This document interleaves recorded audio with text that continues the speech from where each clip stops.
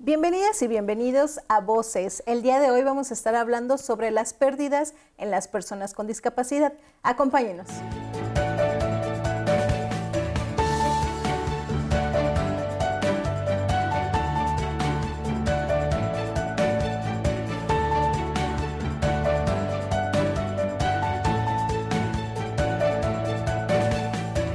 Como ya lo comentaba hace un momento, el día de hoy vamos a estar hablando sobre la pérdida en las personas con discapacidad y para ello nos acompaña la tanatóloga Carla Mariel.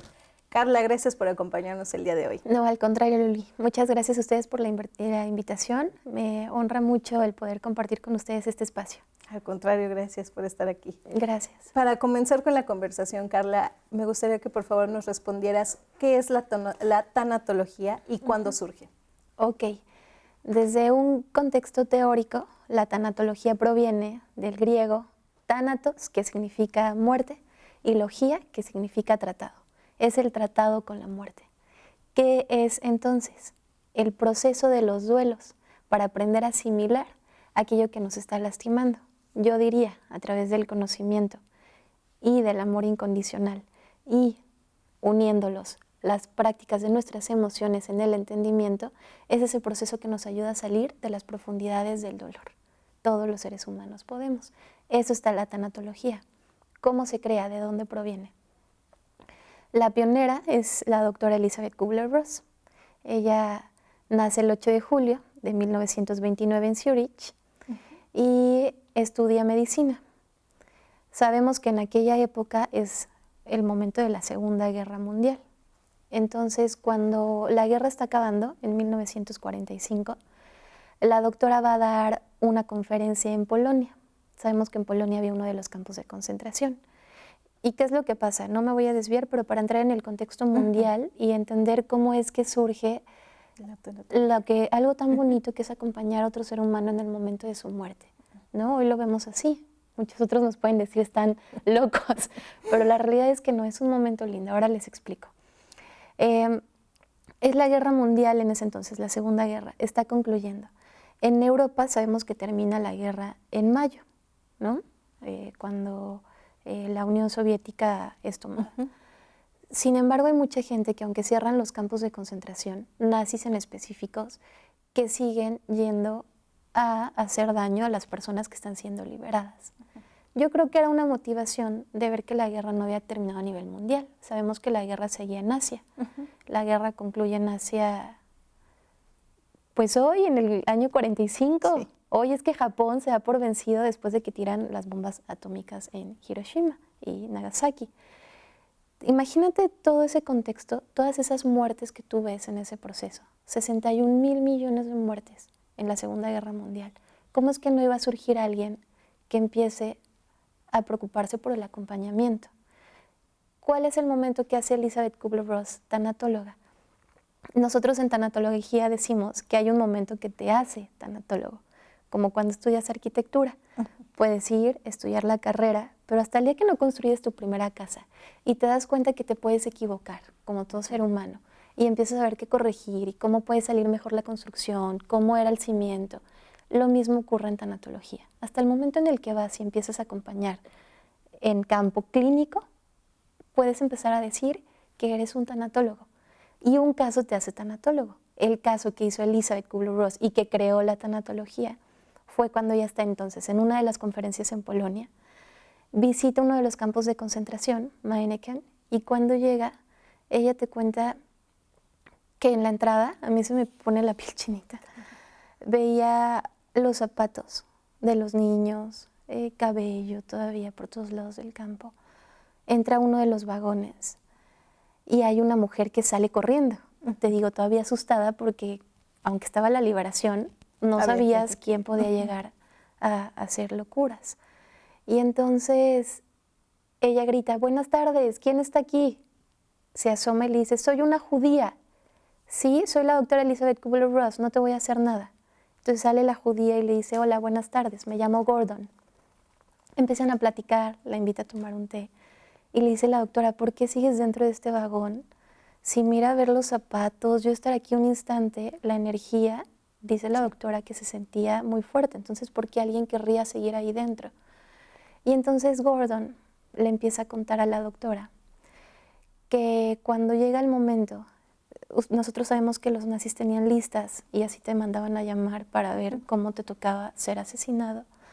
Cuando llega el momento de que su familia vaya a la cámara de gas, que era como les tocaba morir, Gordon le cuenta que habían algunas personas que no eran asesinadas porque los nazis disfrutaban, era tanta la euforia de ver a los judíos morir, que cuando la cámara de gas se cerraba, si había una o dos personas que no lograban entrar, las empujaban. Y si eran vivos, se iban, ¿no? Había quien no más que vivos, sino caían en el shock y en la crisis. Sí. Había quien no se podía levantar y ya no.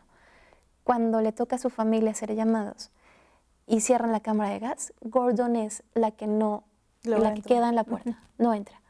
Un nazi la empuja, se cierra la puerta, están disfrutando viendo cómo están asesinando. Es muy fuerte, a mí se me pone la piel chinita. Y Gordon te cuenta cómo ella se queda en shock de decir, me voy, no me voy, quiero salvar a mi familia, cómo los dejo, qué hago yo de mi vida de todos modos.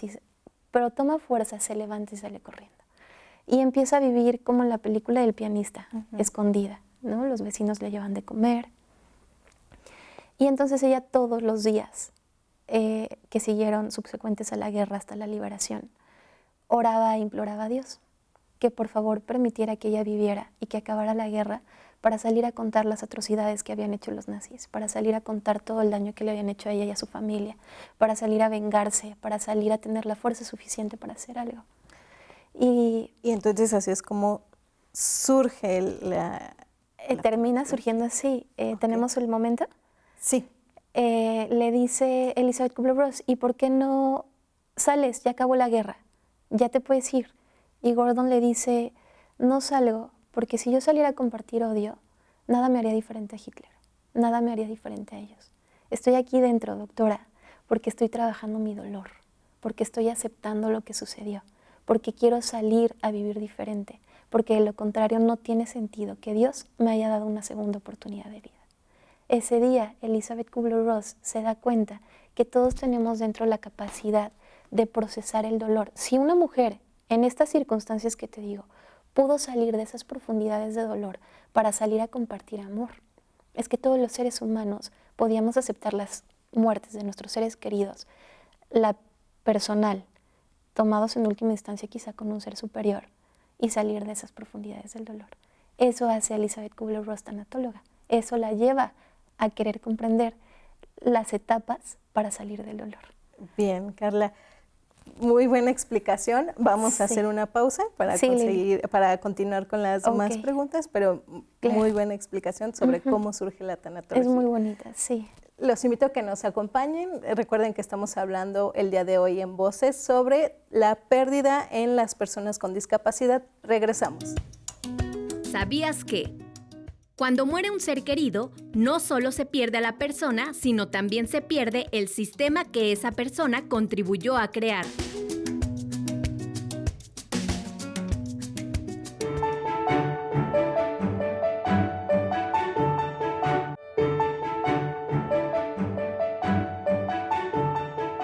Ya estamos de regreso aquí en Voces y hoy estamos hablando sobre las pérdidas en las personas con discapacidad y recuerden que hoy nos acompaña la tanatóloga Carla Mariel. Carla, ya nos ampliaste perfectamente y yo creo que pocos saben el origen de la tanatología, así como tú lo explicaste, pero ¿existen diferentes tipos de duelo? ¿O hay etapas del duelo? ¿O cómo se maneja? Sí, claro, hay etapas. Son 5 etapas las que son reconocidas. La negación, la ira, la confrontación, la aceptación y, desde las TEM, la resignificación. Porque hay muchas otras ramas de la tanatología que te enseñan otras etapas. Nosotros trabajamos con estas. Y para las personas que, obviamente, cada ser humano es diferente, pero ¿qué pasa con las personas que tienen alguna discapacidad? ¿Cómo viven el duelo? Va dependiendo mucho del tipo de discapacidad que tengan. Eso es importante verlo y efectivamente, la etapa en la que inician.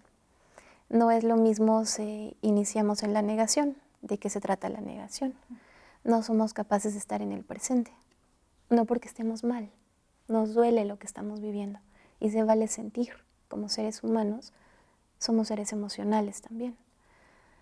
La negación, yo siempre digo que incluso es buena, es como una coraza para ir poco a poco aceptando lo que está sucediendo. Normalmente es inconsciente. Nos vivimos en el futuro y en el pasado. Si no hubiera hecho tal, ahorita estuviera haciendo tal. Pero si yo era una buena persona, ¿por qué ahorita no podría estar? Pero si yo no hice, ¿no? Vivimos en pasado, futuro, pasado, futuro. Si una persona con discapacidad entra desde la negación, por supuesto que va a ser un proceso más largo el que va a llevar para la aceptación. ¿Qué ayuda a una persona con discapacidad? Va dependiendo mucho. Si es una persona que necesita 100% un cuidador primario, es decir, hay discapacidades que no necesitas que esté alguien junto a ti todo el tiempo, que las puedes ir tratando poco a poco, pero si tienes un cuidador primario que necesita movilizarte o ayudarte a que los demás te comprendan lo que expresas, lo que dices, lo que sientes, entonces yo siento que es más sencillo, porque al menos tienes a alguien que te cobija. De la otra manera va saliendo poco a poco, ¿no? El apoyo de la tanatología no es salvar a nadie, no somos salvadores, no somos rescatistas de vida, ayudamos a la otra persona a encontrar lo que tiene adentro. Uno siempre lo trabaja adentro, con discapacidad o sin discapacidad. Hablabas que de esta parte que es diferente cuando una persona nace con discapacidad a una persona que por algún accidente o alguna enfermedad de repente su vida cambia y se encuentran con una discapacidad. ¿Es diferente el duelo para esa persona que de la noche a la mañana ya tiene una discapacidad? Claro que es diferente, pero porque en todos los seres humanos va a ser diferente el duelo siempre. Va a depender del temperamento, de la historia de vida. El temperamento es fundamental, porque una persona que a la mitad de la vida padece una discapacidad por un accidente, citando lo que tú dices, siendo un temperamento colérico, el colérico no es neurótico, ¿no? Porque luego dicen, pero el colérico es una persona que lo va a sentir de manera más intempestuosa. Si es un melancólico, si con algo la gente que nos ve se puede quedar es en esta comprensión de lo que es el temperamento para dejar de juzgar al otro. Lo está viviendo desde su temperamento y su historia de vida. El melancólico, uno toca el hombro y empieza a llorar, ¿no? Entonces uno puede decir, lo está viviendo con depresión.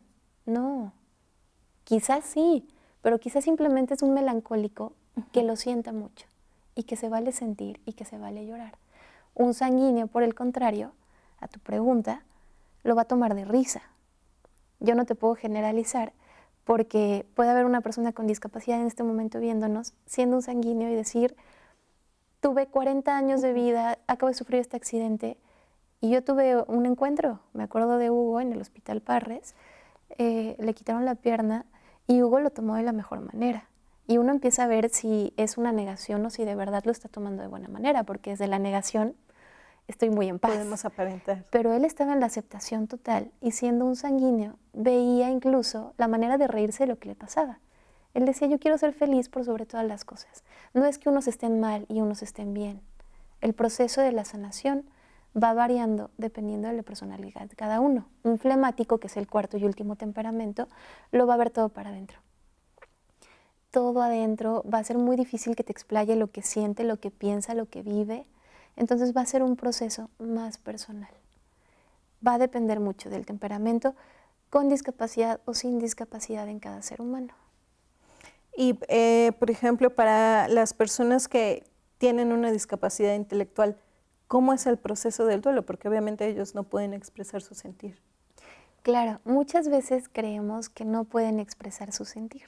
Esta me parece una pregunta muy bonita, porque nos permite concientizar que sí que pueden expresar su sentir. La diferencia es que tenemos que ver cuál es la manera en la que ellos lo dicen. Efectivamente dices, tienen diferente intelecto que nosotros, ¿no? Es decir, no hablan castellano. No me comunico como tú de que, ¿cómo estás? Bien, tú. No tengo la facultad para hablar quizá, pero tengo la facultad para expresar como ser vivo de otra manera. En la mirada, en un movimiento de la mano. Te dicen sí, te dicen no. Empiezas a platicar tú con los pacientes y empiezas a ver por dónde es que se comprenden. Tanto ellos a ti como tú a ellos.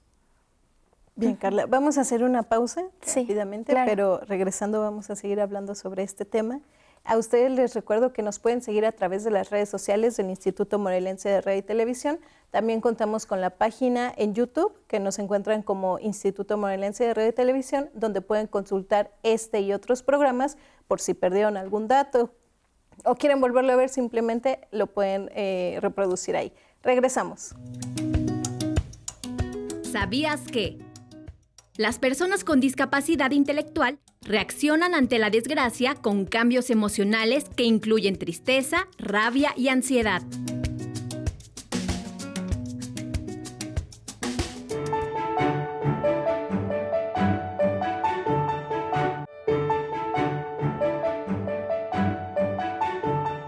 Ya estamos de regreso aquí en Voces y les recuerdo que hoy estamos hablando sobre pérdidas en las personas con discapacidad y hoy nos acompaña la tanatóloga Carla Mariel. Carla, ¿por qué a veces nosotros creemos que es difícil tratar un tema sobre pérdidas con una persona con discapacidad? Yo creo que eso es una pregunta muy personal, porque las personas con discapacidad comprenden perfectamente, a su manera, pero comprenden. Que vamos a tener que buscar cómo comunicarnos con ellos muchas veces, vamos a tener que buscar.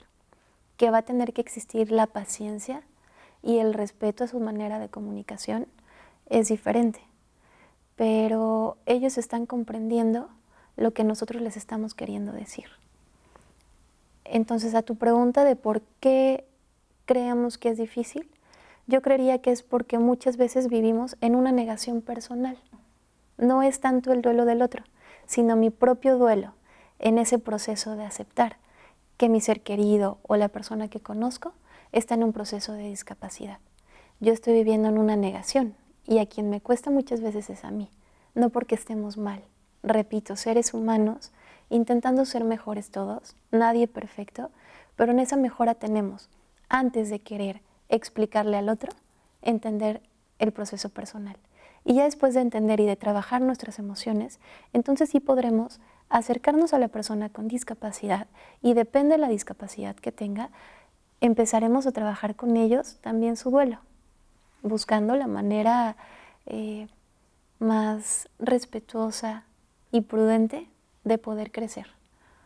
Y entonces, ¿cómo podemos hacer para evitar ocultar información o cómo podemos hacerlo para hablarlo así, las cosas como son? Las cosas claras, no ocultar información, eso va a depender mucho de cada familia. Creo que el apoyo emocional ayuda a las personas a que vayan encontrando la mejor manera de decirlo. Porque no es que estemos mal, pero a veces la tensión, la crisis, todo lo que tenemos nos lleva o una de dos, o a decirlo de una manera incorrecta, o efectivamente ocultarlo porque creemos que el otro no va a tener la fuerza y vuelvo a lo mismo, no es el otro, el que no tiene la fuerza para aceptarlo es uno. Por eso es que tenemos que trabajar siempre un proceso personal, aceptándonos seres humanos imperfectos, queriendo mejorar, queriendo recibir conocimiento, queriendo comprender en qué etapa de duelo estamos y ya posteriormente poder acercarnos al familiar y empezar a entender sus procesos. Ellos van a tener sus duelos, ya ellos nos irán diciendo si les duele o no, ¿no? Hay muchos duelos. En discapacidad yo creo que uno de los duelos más grandes no es el del cuerpo físico, sino el de la sociedad. Porque la sociedad no termina de comprender que no son diferentes.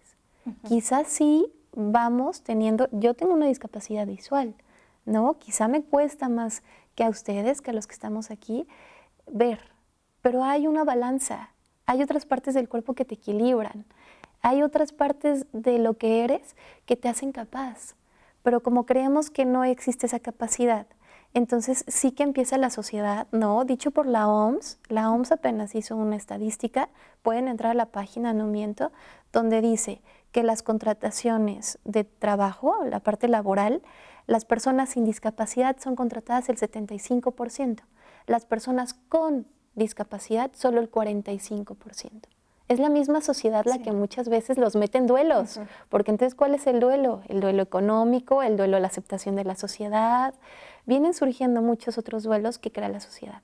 Pero me parece muy buena tu pregunta, porque nos lleva a reflexionar como sociedad cómo tratar desde la prudencia, pero desde el aceptar que el duelo muchas veces es personal, no con el otro. Nosotros somos los que tenemos el miedo de podrá, no podrá, entenderá, no entenderá. El duelo es personal, porque el otro va a entender a su manera, con o sin discapacidad, pero va a entender.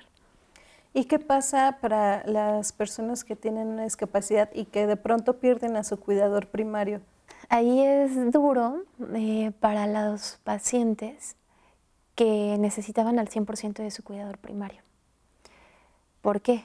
No están perdiendo, normalmente el cuidador primario es mamá, papá, un hermano, alguien cercano a la familia. Entonces ahí yo sí podría decir que es diferente a si a mí Carla muere mi mamá, a que si una persona con discapacidad, que era su cuidador primario, muere. ¿Por qué? Yo estoy perdiendo, por supuesto, que un ser querido valioso, pero ellos están perdiendo a su ser querido valioso y aparte a una persona que en su vida significaba parte de sí, se complementan. Entonces está perdiendo ese complemento que le da fortaleza, que ya lo comprendió, ¿no? Su manera de comunicarse, está feliz, eso le molesta. El cuidador primario ya comprende a plenitud lo que está viviendo el paciente, el doliente. Entonces, claro que tenemos que tener un poco más de comprensión, un poco más de, pues sí, comprensión en que van a vivir un duelo muy profundo, en que puede que la negación sea muy profunda, en que el temperamento que tenga va a estar muy alterado y que entonces lo mejor que podemos hacer es comprenderlo e irlo guiando a esa aceptación de que todos vamos a terminar al final en ese mismo lugar, en una trascendencia, pero que se vale sentir en ese proceso de aceptar que va a ocurrir. Bien, Carla, pues se nos acabó el tiempo, creo que el tema es muy amplio, se quedan muchas preguntas, ojalá que nos puedas acompañar en una próxima emisión con este y otros temas. Y no sé si quieres agregar algo más, dónde te pueden contactar para quienes se quieran poner en contacto contigo, que estén pasando por una pérdida, incluso, como lo decíamos, ¿no? que tenemos pérdidas todos los días y no solamente del aspecto emocional o familiar, también pérdidas materiales, ¿no? Que incluso deben de ser trabajadas. Exacto, todos los días tenemos pérdidas. Lo hablábamos hace un momento, hasta el celular hoy en día es un duelo difícil para muchos. Entonces es muy sano poder trabajar los duelos. A mí me encuentran en redes sociales como Carla Mariel, en Instagram como Mariel, y quedamos con mucho gusto a la orden. Al final no estamos solos. Creo que cada vez como sociedad estamos despertando más, tanto al cuidado emocional de cada persona, muy personal, pero también como sociedad apoyándonos los unos a los otros. Yo sí creo, Lili, que estamos en una gran época y que si no nos toca vivirlo, nos va a tocar morir, irnos de este plano viendo un mundo mejor. Estoy segura de eso. Mariel, pues muchas gracias por habernos acompañado el día de hoy. Muy buena plática y ojalá que se pongan en contacto contigo. Gracias, Lili, claro que sí. Y a ustedes les agradezco que nos hayan acompañado el día de hoy en Voces.